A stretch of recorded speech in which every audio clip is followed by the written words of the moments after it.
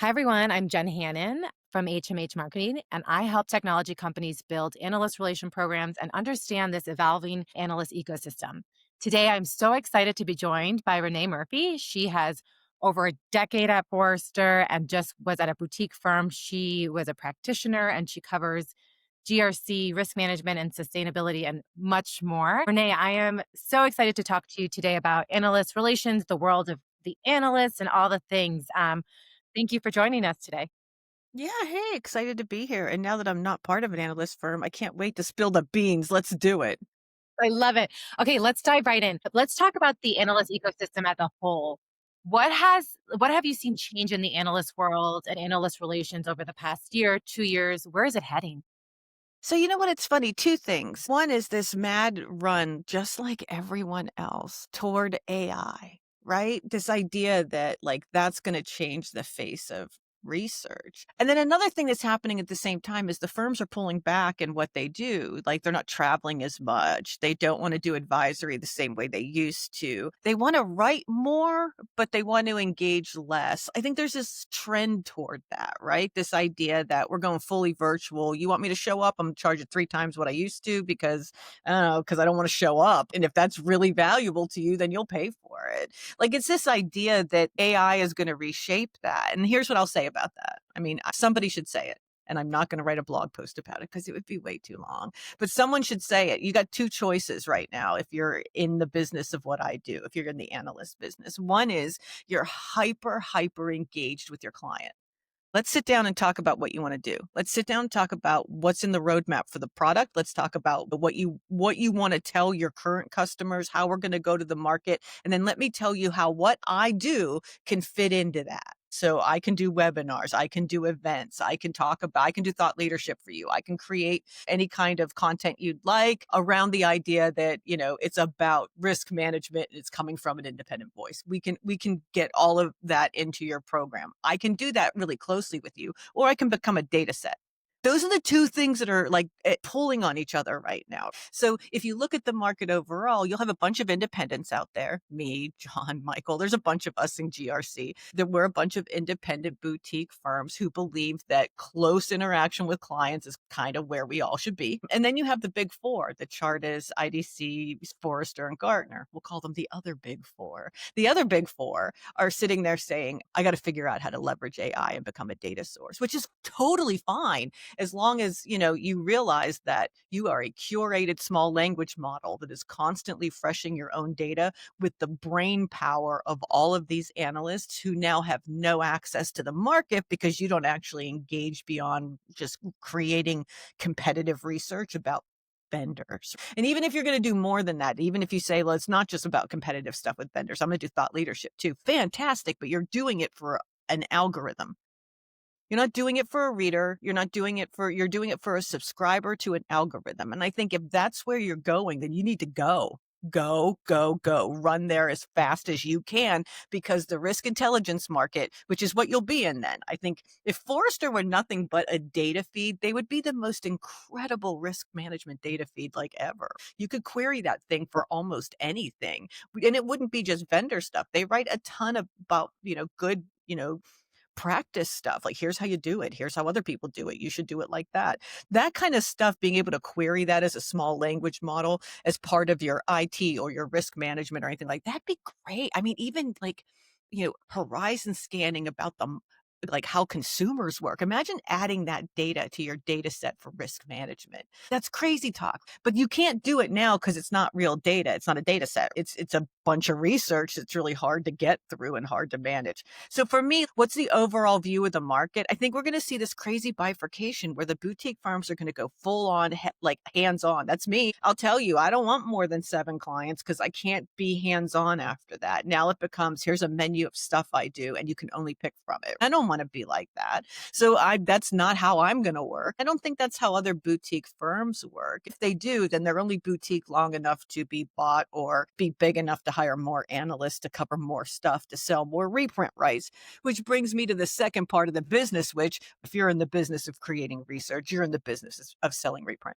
I mean, that's literally the journalistic value of kind of what you do and how you sell it. Now you can sell the brain power of the other side of it in advisory, but that's the other big trend I see is that a lot of us have either gone out on our own, the old timers. I've been doing it in my market gen for like 13 years. That's an old timer for sure, especially in GRC. There's a couple of us that have been doing it that long. Everybody else ditched. I don't know why you would. It's the best coverage area on earth. It's why I'm still committed to doing it. And that's the other thing I would say. I'm still committed to doing it and still committed to writing the thought leadership because I'm one of the old ladies left. I refuse to give up the understanding of where we've been, where we're at right now, and where we're headed, because I think only in being able to tell that whole story can you actually advise someone. I just thought the other day, I've been around long enough to remember when Mattel screwed up the first time and they're about to do it again. I'm the voice of reason. I'm the one telling them. Do you remember the last time you did something with AI? It didn't go well. If I were you, I wouldn't hook Barbie up to OpenAI. Like, I just Yeah. wouldn't do it. It seems like a bad idea. It didn't Yeah. work the last time. Why am I the one with the longevity here? But it's the same about the market. I'm the one with the longevity here. And so I think that's the other trend in the market. We got lots of new people in it. Shout out to the new folks. You know I love you.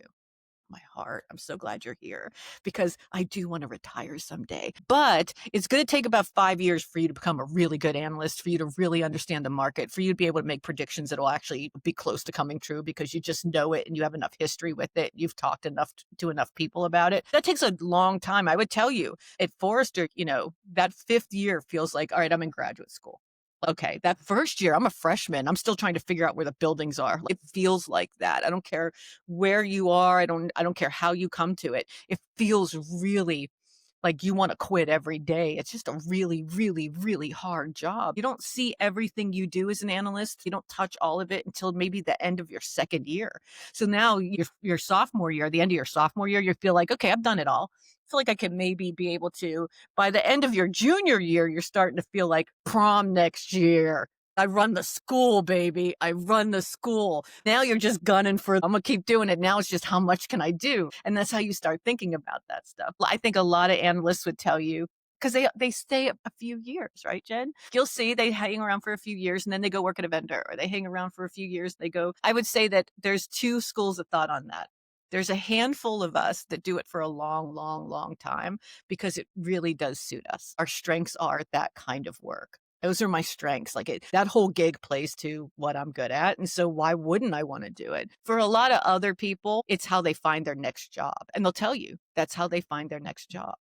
And there's a bunch of analysts there who are there to network hard enough to be able to find the next vendor they want to work at. And then they go work there because they have influence in the marketplace and they built that influence. So I think that's the two kind of analysts you come up against. And I don't think you can tell them apart, to be honest with you. I don't think if you sat down with me and you sat down with someone who was thinking, do I want to work with you one day? That experience would seem the same to you, except that you could offer me that job and I wouldn't leave, and you could offer them that job and they would. I mean, that's really the only difference between those two.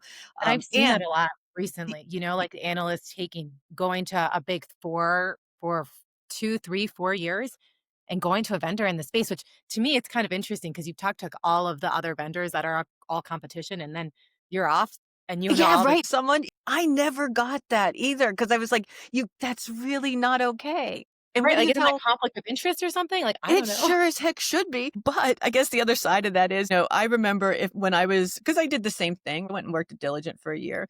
But I remember saying two things. One, I am still under NDA. So it's not just because I don't work there doesn't mean I don't want to maintain my integrity in the marketplace. I certainly do. And so I'm not going to do that. I don't care how much you want it. I'm not going to do that. But there's a ton of other stuff we can talk about from the data, just from the data. Let's just look at the data and interpret it. Let's not just use the data I know. Let's see all the stuff I've never seen. Show me the Gartner stuff. Show me the IDC stuff. Show me the Charta stuff. Show me everything there is, and let's have a real conversation about the information we're looking at, whether or not that matches up to how I see a market. That's how I can help you if I go to work with you. I hope we all have enough integrity not to behave that way as Yeah. analysts when we're out in the wild.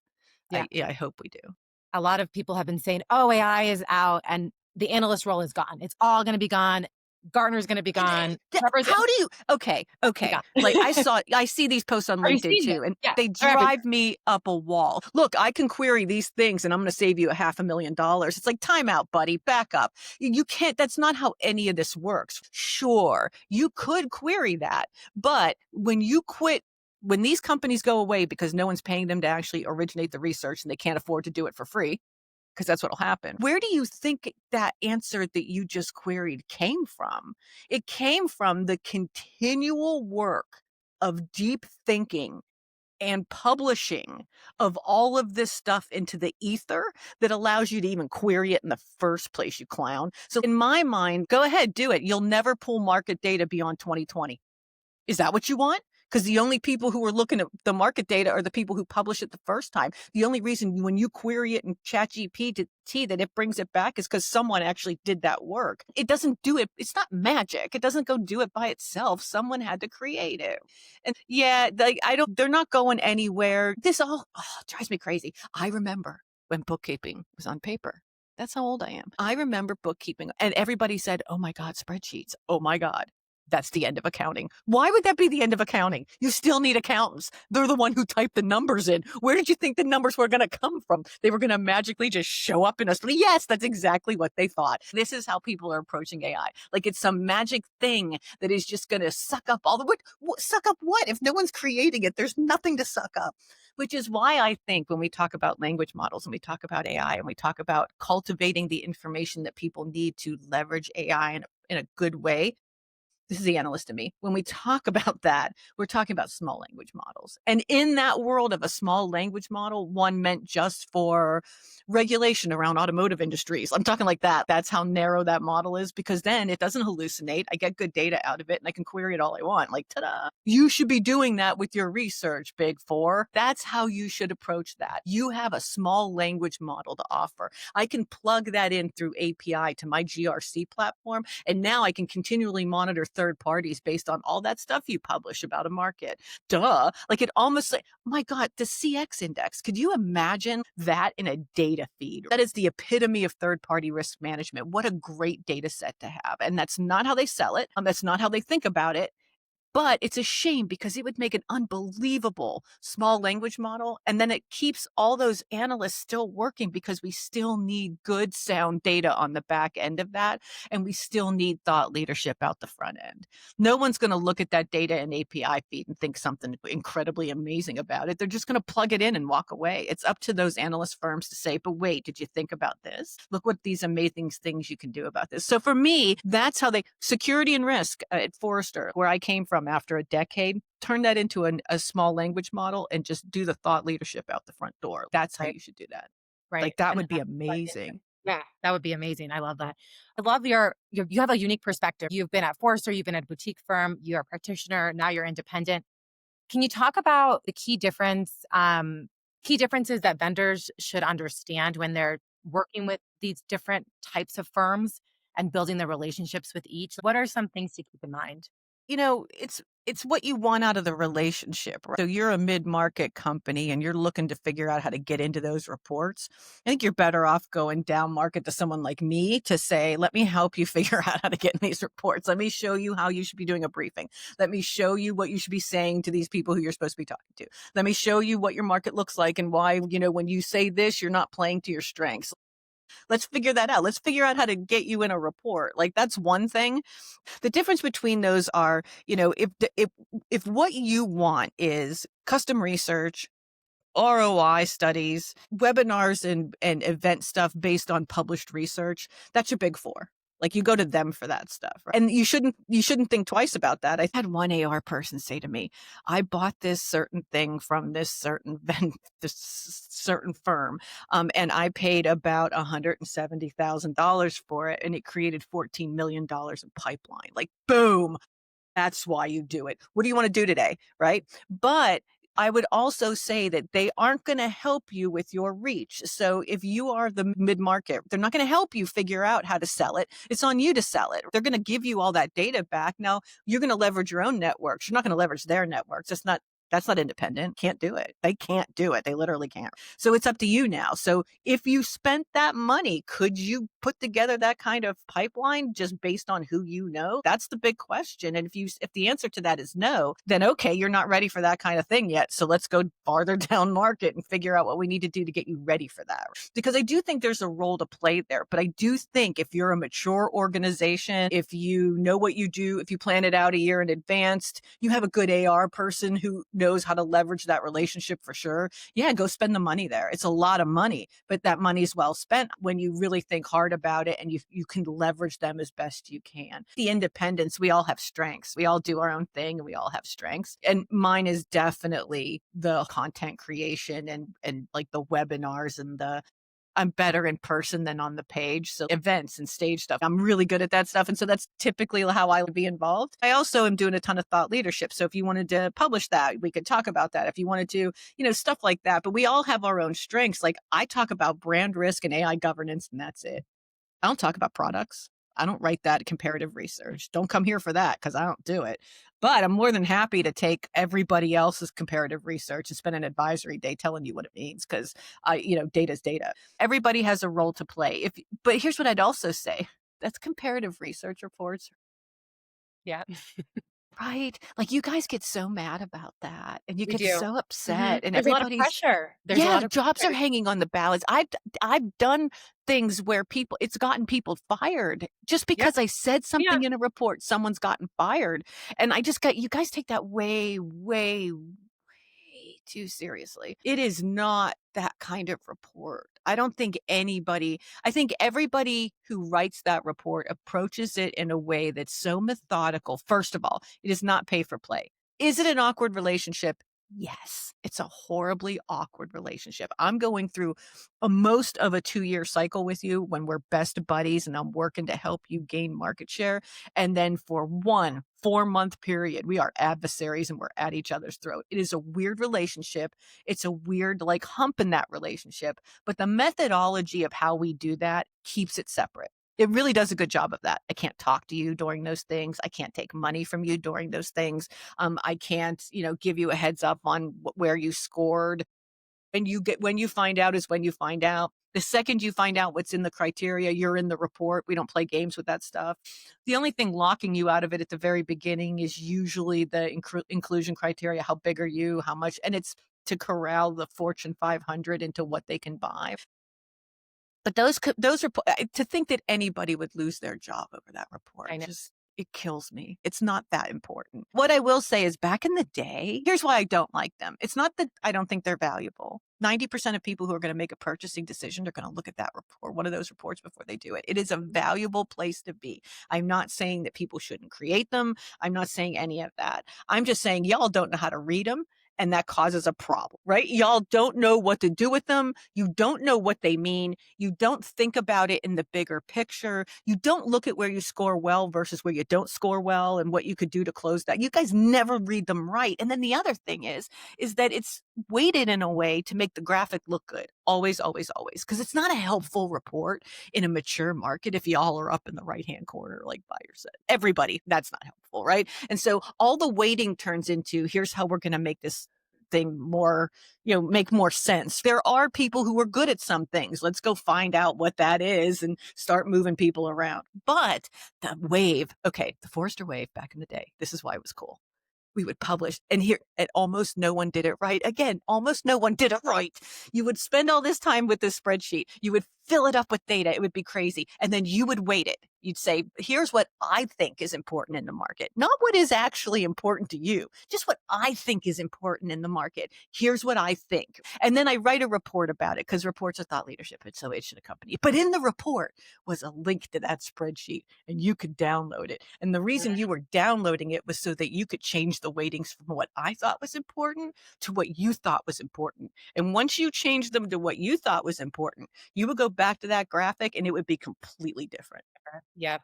Right? So now Yep. it's your wave report. It's not a wave report. They Right, don't and do it's that anymore. you're right, specific to your needs, and I love what you said too because the reports aren't It's not the end all and be all, and if you're included, no matter where you're included, it's great that you show up, especially if you're a Yes. newer vendor, a smaller vendor, Do and you're you know competing. how hard it is? In my market, it's 1,500 vendors. Do you know It's how insane. hard it is to That's be the crazy, top 20? right? It's a So win how all do you by calibrate? Like, itself. if you have vendors, like, they're on par with each other, what's, like, a good tiebreaker? How do you kind of approach that? Everybody's a little different, I think. I'll tell you how I do it, or how I did it, but, for me, it was the customer stuff that would break the tie.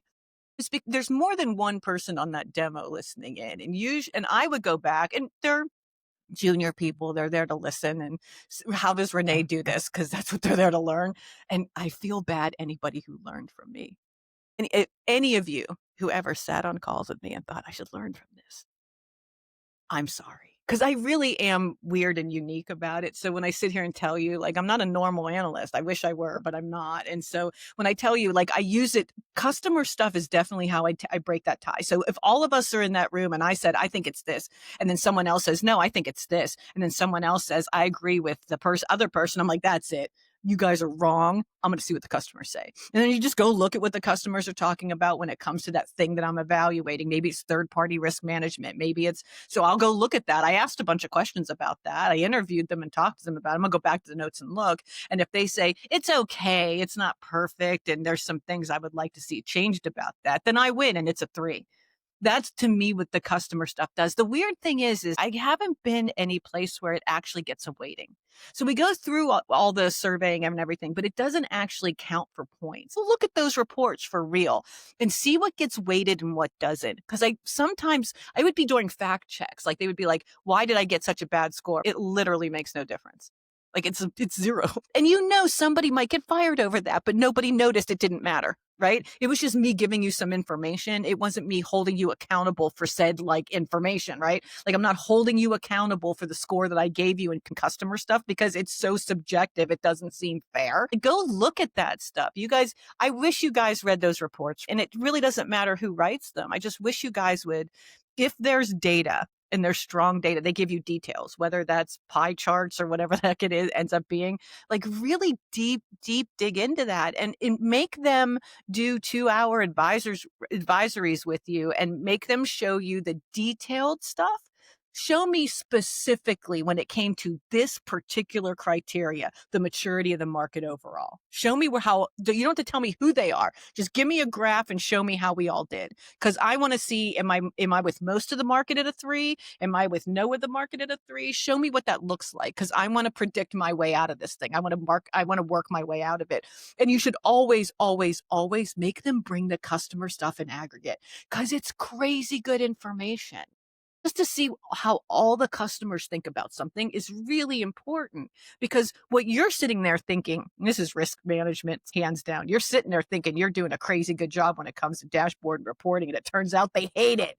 And they Right. used to kind of like it, but now they really hate it because they realize on their phone it's better than what's on their desktop, and they're getting mad because they're a different buyer. So yeah, it's all going down. You don't know that until you sit down and look at aggregate customer data, and you only gave me 2 references. So you need the aggregate data of everybody else's 2 references, and you won't see it in the report for sure, but you better damn well make sure you see it in the advisory and tell them to bring it.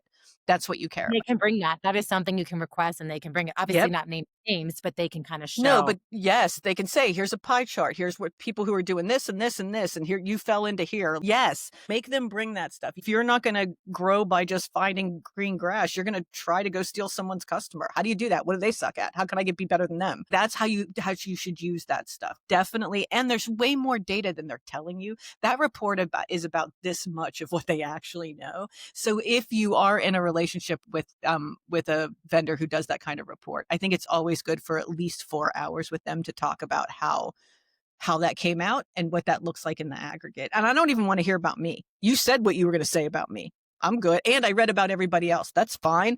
I want to understand it. What does this mean in the market in aggregate? And how can I leverage this to go to market better? And that Yeah. And please don't fire anyone. It's not a fireable offense. It's not. It's really, really not. And if you hired them to get you in that upper right hand corner, you were misguided in that effort because how on God's green earth is one person going to be able to pull that off? You can't. You can't. It's not no. something that can be done. So please, please, please, please, if I could just say anything, if there's an AR person listening who just wants their boss to hear this part, like, don't fire people over these results. That is not something that should ever, ever happen. And no one like me who spent years writing that report felt good about that ever, ever. Like that never Yeah. felt good. As a matter of fact, if I found out that's what happened on LinkedIn, now you're looking for a job and I know I just published that report. If I saw that, I'd track you down to have a conversation with you because that's not what I meant to happen. Right. Right. Like And it's that's so out of your not, control. Like you're right. That's something yes. I can never promise. It's not like, oh, I'm going to get you in the New York Times. I'm going to get you leaders No, and I'm whatever. not your No, agent. because yes, you can't control the market. You can't control competitors. You No. can't control your product team. You can't control the That world, it's not right? on Like the you. uncertainty Yes. It's tear up not on everything, right? you. It's not. And how is an person responsible for how the briefing went? I mean, I don't like that's the other thing. So much is relying on how good that 2-hour briefing's going to go. Did you talk about the right stuff? Did you follow the scripts? Did you demo everything that you were supposed to demo and did you do it by putting your best foot forward? Did it answer all the questions of the analyst who was listening? There's a lot, like if anybody, whoever's in charge of that demo, fire the right people because they're the ones who had the most ability to influence how that's going to go. I don't know how you guys get caught up in this at all, to be honest with you. Yeah. You book the meeting, you identify the need, and you put the right people together. How that turns into your problem, I will never understand. Yeah, there's a right and wrong way to do all that for sure. And it's weird. Y'all have been doing this a long time. A long time. If you're like IBM or somebody, you've been doing this for like 30 years. Y'all been doing it a lot. And still, I'll sit on demos and be like, I don't understand why. Like, you're not doing this right. Okay, if I could give you any advice, I would say, don't tell me that. Don't tell me that. But tell me more about this. But I can't because it's a briefing, so we're just gonna hang up, right? Like it still stuns me to this day. We've been doing this a long time, and it still feels like you guys are taking your physics final after studying with a home ec book. Like I don't, you're never gonna get it right if you keep studying from the home ec book. It's physics, Right. right? What would your advice be then as you prepare if you're included in a wave or any evaluation? How do you prepare for that? How do you think about that and strategize? So you've been chosen, you've seen the criteria, you're getting ready to put this demo together and go tell that analyst how it is. I wish you could all unplug your product brain for a minute and just read that thing and read it and try to figure out what does this analyst really want? Because we all have a point of view, right? If you read mine that I wrote at Verdantix like that, if you read the criteria for that, you'd say Renee cares about two things. She cares about the admin stuff. She cares about how easy it is to configure the platform and she cares about how you're implementing AI. I swear to God, if you just read it, you'd know that. And so those should be the top 3 things you want to make clear to me as you're telling me this story. But I'm also making it clear to you exactly what criteria I'm looking at. I will tell you more than 50%, if you've had 10 people on calls, 50% of them would ignore it and give you the demo they always give you no matter. Yep. Yep.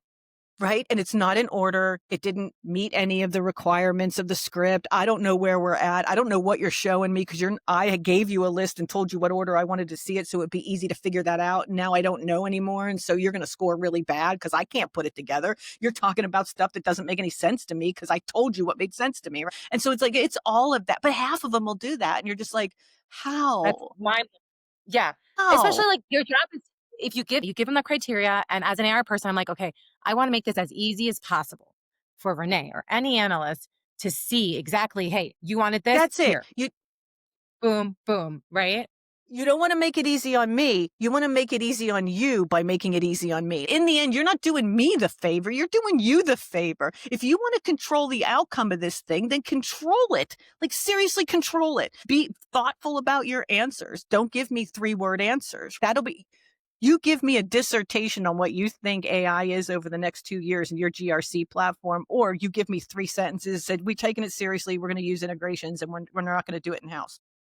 Or we see the future as, and it goes on for like 8 hours. I have to read this thing. Who do you think that I think has a better handle on that? This is the 5. This is the 3. Way to go, 3. You could have just filled it out. Don't do that to yourself. Why? Why? I don't understand. Yeah, and sometimes there's just it's too many cooks in the kitchen, and you really need, like, that one leader to say, "Okay, get all your answers in. Let's get together as a team and talk through Get what we're actually trying to say." Taking the time, nobody has time, yes. I know, but taking the time to go through everyone's perspective, kind of like what you do when you do scores, like, talk through it as a team. Yes. Make sure you're looking at the criteria as an AR person, you're keeping everyone honest and being like, Yeah. "Can we," like, so And my last advice to you would be go down and download the last report. Look at their criteria. Everything that was a 3 is now a 1. Everything that was a 5 is now a 3. Try to figure out what the 5s might be now. It's not that hard. It's usually whatever's on the bleeding edge of the market. Are they doing quantitative stuff? It's quantitative then. Just whatever that is, there's a way for you to really be able to get an upper hand on what you need to do to get this done and get it done well. And I would say you could probably use some help the first couple times, but there's a right and wrong way to do it. And I'm still stunned that like people don't think I'm just going to reverse engineer this thing and kill it. Nobody does that. And here's the other thing is nobody does it because they're doing 6 or 7 of them and they're 3 of them are hitting in the same quarter. So that's the other thing I would tell you. You don't need to be in all of them. Pick a couple. Work it into your schedule. And because you have a production schedule, you have stuff you actually have to do for the software to get better. But those are the people who are doing the demos because you want your best people doing demos for analysts. So, you can't do all of them. Pick them. Pick one for Gartner, pick one for Chartis, because you want to be able to have your face in front of all of those different subscribers, because there are a bunch of different kinds of subscribers. But my God, don't do 5 at each place. What are you going to do? Buy all that reprint rights? What did you do all this for? What did it get you in the long run, right? just to have So a I logo would on your website, all the "We're yeah, number well, 3." okay, but you With could you. do any of them. You could buy the reprint download rights for any of those reports. You don't have to do it for all of those reports. So that's what I would say. I would say that get smart about how you're leveraging each of those audiences and start thinking about them like that. They're not research firms in that you're thinking about their thought leadership. There hasn't been differentiation in thought leadership in a really long time. Really, what you're looking for is audience. So who are they? What do they know? And how much inquiry do they do with non-vendors? Because then they have a really good point of view on stuff. And then start leveraging that too. What are people saying about us? And you Yes, hear I anything love about us? Like, yeah, yeah. I mean, that's where those conversations come out. And I guess that's the other thing I would say. AR people say to me all the time, what makes me unattractive as a boutique firm is that I don't have 32,000 readers. And so I don't have a ton of data on what they're reading and what they care about. And I don't do a ton of corporate. So there's no side of that. And then I remind them, dude, I spend a lot of time at vendor conferences. So if you don't think I know what customers are all about, you're crazy. And second, you're right. I don't do a ton of competitive analysis, but it doesn't mean I don't talk to a lot of vendors. I'm doing their conferences. You don't think we sit down and talk? Like, of course we still do all that. We just don't do it at the same price tag and we don't do it with the same kind of like fire hose of data, I think is how you would Yeah. look at that. Or there's a role for everybody in Yeah. this. And so you have the knowledge, you know where the industry has been, where it is, where it's going. And you have a great network. You have this great network that you've built over time, over all of the places you've been. So of course, like you said, you have different ways of, if it's not like I have a million subscribers, there are different ways to have those interactions. Well, I mean, I don't think, if I can just say this about myself, I don't think there's anybody better in my market that could sit there and look at a bunch of market data and come back to you and say, based on what you're telling me about your go to market strategy and what the market's telling me, here's what I think you need to do. There's nobody better in the business, but that came after 15 years of getting to know the business. You're right. I think I do. And I know where we've been. This is a really good example. Y'all remember Shadow IT? Remember how we chased that for years? People just bringing their own crap. Oh, it was a thing. It was called Bring Your Own Disaster Device. It was called Bring Your Own Device, BYOD, right? Like everybody we gave up. That's all it was. We just gave up. We're like, you're going to use your iPhone. I can't stop you. I literally can't stop you. So I give up. It's called BYOD. It's I give up. But now here we are saying it's BYOM. It's like, I'm sorry, what? We're going to let everybody bring their own model? No, no, no, no. No. I remember how many papers I had to write teaching people how to use procurement to make sure that crap didn't get into the environment that security didn't know about. I'm not doing it again. No, you know how to do this. AI governance is not hard. It's just like IT GRC. Stop it. Stop it. Stop it. Stop it. There is nothing to talk. I've been here before. I'm not doing it again. I'm a different kind of analyst that way. Right? I don't think an analyst coming into the market 5 minutes ago would be like, oh my God, it's shadow AI. Let me write 500 thought leadership papers about it. No, no, no, no. We already have 500 papers about it. It's called shadow IT and we're not doing it again. Stick it through procurement and call it a day. It really is to me this idea that, and I got that idea when I was a chief evangelist. I got to meet everybody in the market and I just thought, I I do have a unique voice and it is gonna be missed, and I can't have that. Like, I can't have You have a unique voice. Your presence on stage is fantastic. I have seen you. I've worked with Renee 10 years ago at a small GRC company, and she was on stage. And I mean, it was, I think, right before lunch. Maybe it was right before lunch or you right know after. what? Here, whenever I get my cards back, it's always, "You're the best person I've ever seen after lunch." After lunch. Mhm. Which is hard, right? Like everyone's in a food Yeah, coma, they're everybody's tired. falling asleep. Right, right. No, and it's just so fantastic. Well, Renee, this has been great. We're going to wrap up with some rapid fire questions, but before, I would love maybe to tell some of our viewers just what you're doing now and how are you working with different vendors, and if people want to connect with you, how do they do that?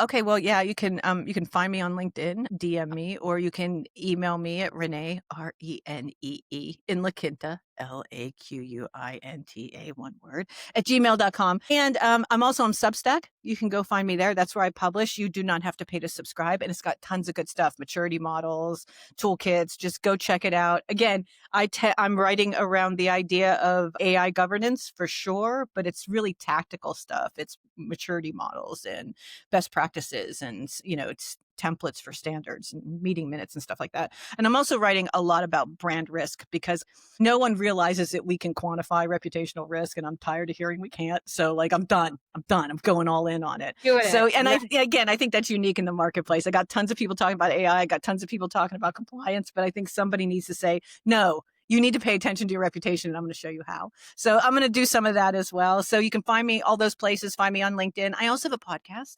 I'm going to give a shout out to that. It's called the Nostalgic Nerds Podcast, where we look at technology from today, like agentic AI, and trace it back to its roots, like Clippy in Windows 95. So yeah, it's a really fun ride. We do it with all kinds of stuff. We just finished one on technology that they use in amusement parks and how hilarious it was in the 1800s when there was none. So yeah. It's really good. It's fun. It's really Oh, fun. that's That's a fun. And I'll add three-parter. all those links up here for everyone. But okay, so we're going to wrap up with a quick rapid fire and then I'll close this out. So, Renee, I'm just going to ask you some questions and whatever comes to your mind, okay? Mm? All right. What is the most valuable AR engagement? I think it's like advisory days. I think, but then I would also say, I love hearing from you guys. And if the more inquiry you do, the happier I usually am. I just like staying in touch. I want to hear what you're up to. I want to hear what's going on. But just real quick, I remember one time I was working with Galvanize and it was Sergio, who's my AR person. And he said to me, you've been gone for 6 months. I was super sick. And so I was out for like 6 months. And I That's a came long. back and he was like, he was the last person I talked to when I left. He was the first one I talked to when I came back. And he said, since you've been gone, we've made 1,600 changes to the platform. He's like, but I know the one you're going to like. And I'm like, all right, let's see how well you know me, Sergio. Which one do I like? He's like, you don't have to fill out time cards and audit anymore. Oh my God. I don't even care what the other 1,600 were. You're right. But Sergio and I had a tight relationship. I probably talked to him a couple times a month, if not more. We really did work closely together on what it took to turn an audit tool into a GRC tool. We really had a close working relationship, and he was my AR guy. So I actually think all of it. The more I talk to you, the better I know you. The better I know you, the more I can help you. The more I can help you, the better this relationship's going to be, and the bigger we can grow the market together. I think that's a win for all of us. And you know what? It starts with briefings all the way through to I'm at your Yeah, event, sitting down, talking to your customers for I sure. agree with you. The relationship, having that key, those really good relationships, and then I've leveraged those relationships even during IBM acquiring Red Hat, getting our analysts in there to you know separate the egos and help the egos decide on Right. different things, right? They can be really valuable when you have that close relationship with the analyst to help you move the needle internally, right? And Yeah. yeah, so okay, the next question. Biggest mistake you see in vendor AR approaches? This idea that we're adversarial. I'm going to talk to you and brief you. I'm going to give you the marketing, whatever, and I'm not going to trust you with a single thing. I'm not going to tell you anything bad. I don't trust you. I think that's sad. I think it's a sad way to approach it. And I'm sure there's people out there that have probably earned the right to be treated that way. I'm not going Yep. to say everybody's like me. I would say that that's not, I want to help. Like my default state is I want to help. I'm not here to be adversarial. Even if I said something mean, I preface it by saying, I don't want to be mean. Seriously, I'm that kind of person. Like, all right, I know this is going to sound really bad and I don't want to hurt your feelings because you work so hard on this, but it's not good. Like, that's my job. You pay me to do that. But then it becomes like this adversarial thing that you won't listen to. So I will say, that's it. I'm here to help you. Whatever I say to you, please take it that way. It is not that I'm challenging you. I'm telling you what I see. I hope you take it for what it's worth. I hope you blend it with all the other stuff you're hearing. And I hope you know that it's coming from a place where I really want you to be successful. I don't even care who you are. This could be the first time we've talked to each other. I still want you to be successful. And what I'm telling you is geared toward that. It's not toward hurting your feelings or telling people they're bad or any of that. I wish people trusted us more. That's what I wish. Right. Yeah, and that you have the best interest in mind, right? You're not you want the market Fail? Why would I want you to fail? That's crazy. Okay, another question. We're preparing for an analyst conversation. I'm preparing my C-suite, my leaders. What's one thing we should do to prepare? Get to know your analyst. If you want to do a big demo, that kind of thing, go look at the last comparative report they wrote and see what mattered to them. Because you want that demo to be really focused. And I would say, don't spend a lot of time talking. If that's what you're after, I'm after a demo. Man, you got 5 minutes tops at the beginning to say, here's who I am, here's who my customers are, here's what our roadmap looks like, and here we go. That's literally it. I don't want to, like, you sitting there telling me I have 52 offices with 500, like, I don't care. Like, honest to God, I don't care. Like, tell me who you are, what you do, and how you go to market, but don't take more than 7 minutes on that stuff. And then do the demo for me and let me talk to you while you're going through it. And if I'm willing, if I start that, if any analyst starts talking to you in a demo, don't let them go. Don't let them Mhm. go. That's good, I like that. Okay. The likelihood that they would ever say anything is so low that when they do, just say, can you tell me more about that? Tell me more about that. If you have to pretend to get it wrong. So do you mean, and then tell them something completely crazy so they have to explain it to you even harder? Like, do whatever you need to do to keep them talking, because that's not their role in that thing at all. And they're interested enough to give you feedback. You should be interested enough to take it. So I would say that if you got them on the hook like that, don't let them go. Don't let them go. That's not their role. Their role is to sit there and listen to you. But if they're going to give you feedback, take it. Take it, take it, take it, take And it, never take it. interrupt them. I hate when people interrupt and trying to, like, prove their point. Let them talk. This is why we No, pay. yeah. Let them Forget it. talk. Just let them go. Because the Yeah, insight you're gathering is not, I'm trying to get you to see it my way. The insight is, how do you really see it? Right? right. I don't need to prove it to you right now, Renee, that I'm different. How do you really see it? I'm going to take that away. I'm going to And craft then that message. I'm going to bring it back to you and show you how I'm really different. exactly. That's And if you're doing that with six different analysts, then so be it. That's what AR is here to help you with. So be it. But that's how it's done. You want to score well in all those reports. You want to have them at all your events. You want to do all that. You want a really good relationship like that. That's what it takes. When people get on the phone with me and don't know me, don't have any idea what I do, I have to invest in them in that moment. And this is a briefing. I don't owe you that.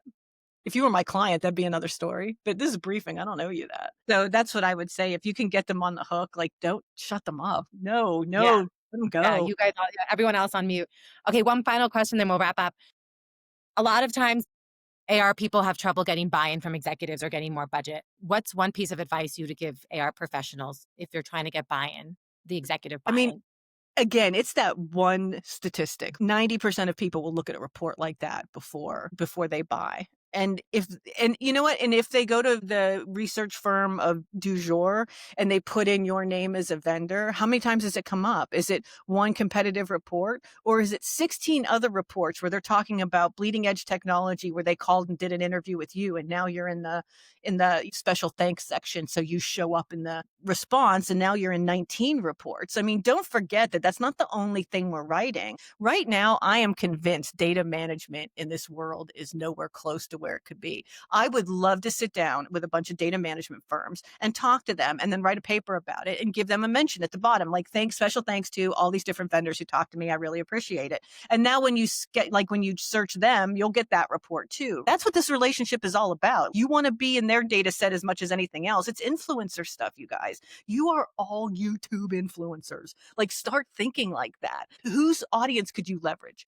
You could leverage their audience. Go leverage the 58,000 people that subscribe to whatever by making sure your name gets mentioned anytime they talk about your market because you're so connected to that AR firm or to that firm through your AR people that it's worth it, right? It is really worth it. But I'll go back to if I were sitting there talking to a CEO and said, and because the way they say it is, should I play that game?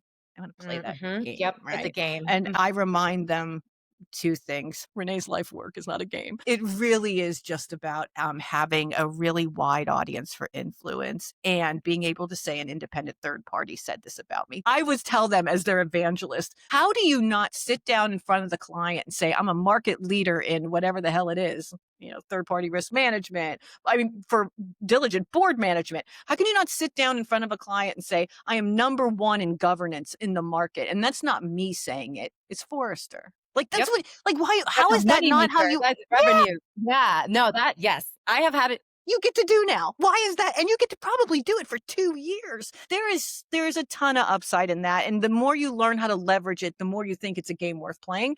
And again, it's not a game, but gamifying it isn't a bad thing. I think it's a really good. I actually believe in the business. I believe in the work. I would tell you even today those reports are worth being in. I wish you all knew how to read them and I wish you would read them right. I can help with that. I do think they're worthwhile. The data makes sense and it's worthwhile to understand the market. So there's value in all of this and there's room for all of us. We don't need to compete. There's room for all of us. And honestly, man, like those big four have a big thing to figure out. You're Yes. either going all in on I'm getting cozy or you're going all in on I have a robot heart. Like I don't know where they're going to end up.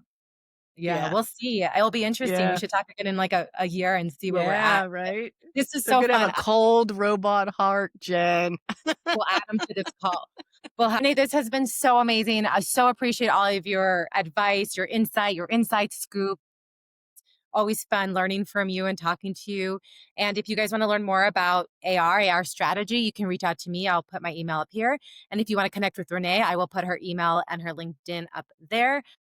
And other than that, Renee, so appreciate this. I don't know if there's anything else you want to leave the audience with, but appreciate your time. And I'm looking forward to seeing you around. Yeah, I'm excited to be here, you guys. And if you're in AR, I appreciate you so much. And thank you for your hard work and what you do matters. And if there's anything I can do for you, you tell me.